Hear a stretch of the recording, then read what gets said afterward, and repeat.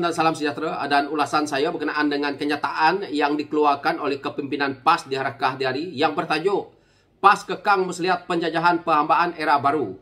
Tetapi dalam tajuk ini kita tengok penjajahan perhambaan era baru. Tetapi ini bukan tajuknya yang bersamaan dengan isinya. Jadi PAS membuat propaganda dengan bermain sentimen perkauman. Yang mana di sini PAS menuduh kerajaan yang ada hari ini, menuduh parti-parti lain seolah-olah kita menyokong kepada agenda-agenda yang melibatkan perkauman. Maka saya lihat apa yang ditulis oleh pemimpin PAS dalam Harakah Diyari ini, termasuk Harakah Diyari, perlu disiasat kerana sentimen mereka ini terlalu tajam sehingga membawa ke perpecahan, ke politik kita, perkauman kita, yang mana juga keharmonian negara ini. Kalau kita lihat kenyataan yang keluar di Harakah Diyari ini ya, yang dikeluarkan oleh kepimpinan PAS ini, yang mana dia kata, yang terakhir best kuat di Australia, dekatlah dengan kita Malaysia. Kita ini jadi sasaran. Ada parti politik bawa agenda ini. Maka secara besar-besaran, para pemimpin dia convert dari Buddha masuk Kristian. Kenapa masuk Kristian? Kerana Buddha tak dakwah agama dia pada orang lain. Ini PAS tujukan kepada siapa sekarang? Inilah pemimpin PAS.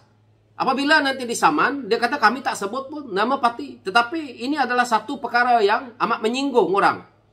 Ini adalah satu perkara yang PAS cuba bermain dengan isu perkauman dan agama. Apabila dia kata di sini, ada parti politik yang bawa agenda ini. Kenapa PAS tidak buat laporan polis? Parti politik mana yang bawa agenda ini? Nak convertkan orang ni. Di sini juga dia kata, dia bermain dengan sentimen agama ni. Yaitu, tapi Kristian, evangelis, ini agama misionari, dakwah dan bahasa memutadkan orang Islam. Terangnya, membuka rahsia tersebut, kesungguhan parti itu membawa agenda pilihan raya Majlis Tempatan PBT. Ini ya, melibatkan parti yang ada dalam kerajaan hari ini yang dituduh. Jadi saya harap Menteri KDN, SKKM, ambil tindakan dengan penulis yang ada di Harakah Diyari ini, yang mana saya lihat di bawah Izwan Abdul Halim. Kerana ini adalah bermain dengan sentimen agama dan perkauman. Kita tidak boleh biarkan perkara ini terus berlanjutan seperti ini, yang mana Harakah Diyari sesuka hati mengeluarkan kenyataan-kenyataan yang berbaur seperti ini. Ini negara bukan milik PAS. Islam yang ada dalam negara ini pun bukan milik PAS.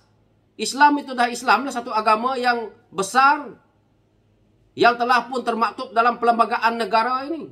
Kenapa PAS yang lebih-lebih? PAS ni siapa? PAS ni hanya parti politik yang diluluskan oleh ROS. Kalau pemimpin PAS kata mereka adalah pemimpin Melayu, pemimpin Islam yang hebat, maka saya harap ROS bubarkan parti PAS ni. Kita tengok.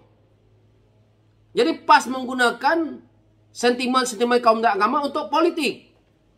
Saya rasa lah Menteri KDN lah, ataupun kerajaan yang ada hari ini lah, teliti baliklah parti PAS ni. Kalau perlu kita bubar, kita tengok. Kemana arahnya parti pemimpin PAS ini? Adakah mereka terus nak berdakwah ataupun mereka nak ke politik? Jadi ini patut kita lakukan, bagi pilihan kepada pemimpin PAS ini, pada parti PAS ini. Hari-hari keluar kenyataan yang resis. Ini dia mengatakan bahawa apabila dia mengatakan berhasrat murtadkan Islam ini satu perkara yang besar tau. Luang lingkup yang perlu kita teliti.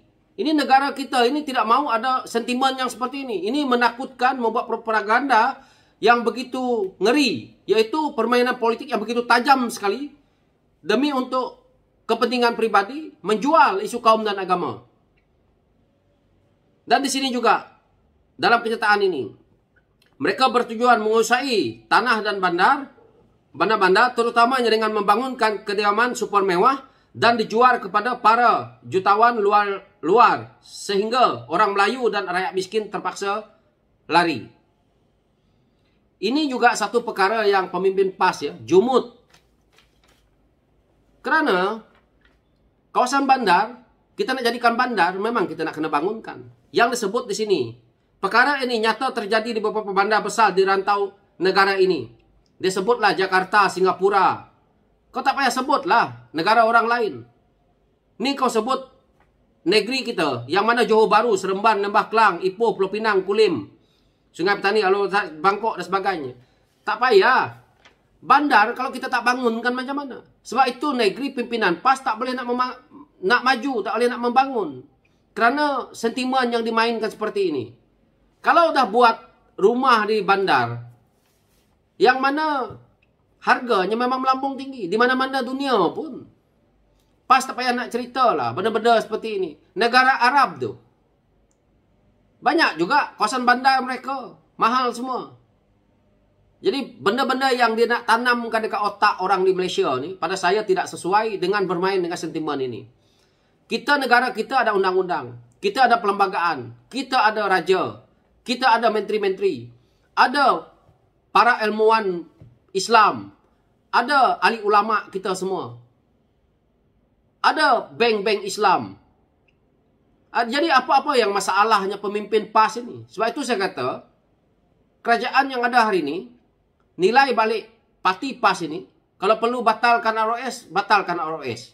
Sebab parti PAS hari ini pergi ke politik bukannya untuk membangunkan negara, tetapi bercerita untuk isu bermain dengan sentimen perkauman. Ataupun pemimpin-pemimpin PAS yang bercerita tentang isu ini sumbat dalam penjara. Saya harap juga parlimen lepas ini cadangkan satu undang-undang baru, sebut saja isu kaum dan agama, permainannya terus disiasat. Kerana kita tidak nak politik anak muda akan datang tajam ke hadapan berkenaan dengan isu melibatkan kaum dan agama ini. Ini merosakkan keharmonian. Jadi pimpinan PAS bermain dengan sentimen ini seperti katak di bawah tempurung.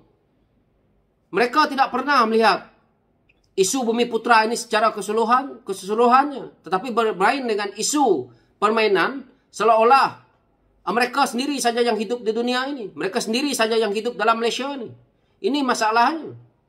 Jadi saya sebagai rakyat biasa, sebagai kepimpinan parti dalam parti saya sendiri, yang mana parti saya adalah parti demokrasi, parti yang sayang kepada seluruh rakyat di negara ini, saya tidak suka dengan sentimen-sentimen yang dikeluarkan oleh pimpinan PAS apabila menggunakan sentimen agama, apalagi menyebut agama Buddha lah, menyebut agama Kristian lah, nak murtadkan orang Islam lah. Ini adalah satu perkara yang pada saya amat tajam sekali. Kena berhati-hati lah. Jadi kita rakyat di negara ini harus lihat apa yang pimpinan PAS cakap. Dan saya harap rakyat tolak total parti PAS ini. Dan akan datang biar parti ini dibubarkan saja oleh ROS. Kerana sentimen perkauman agama, lepas itu kita melaga-lagakan perkara-perkara yang melibatkan kaum dan agama ini akan merosakkan keharmonian negara. PAS ni hidupnya dalam politik, kerjanya mengadu domba saja. Gila kuasa. Satu-satunya parti yang ada dalam negara yang telah pun berjuang lama, yang ada ahli parlimennya, yang boleh menguasai negeri sedikit. Tetapi nak jadi kerajaan pusat dengan cara ikut pintu belakang hanya parti PAS. Jadi nampaklah PAS ini yang gila dengan kuasa. Pemimpin PAS rakus dengan kuasa.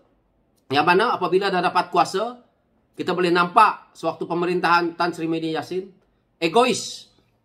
Kalau kita tengok timbalan Menteri Agama boleh potong queue dekat jalan raya. Mana sikap? Banyak lagi lah isu Arab Timah ke laut. RUU 355, apabila kerajaan hari ini terbentuk, sibuk kata laporan lah, buat ini dah siap lah, nak hantar lah, nak bentang lah. Kepala toya lah. Waktu mereka jadi kerajaan 33 bulan, tak buat-buat. Maka gaji buta.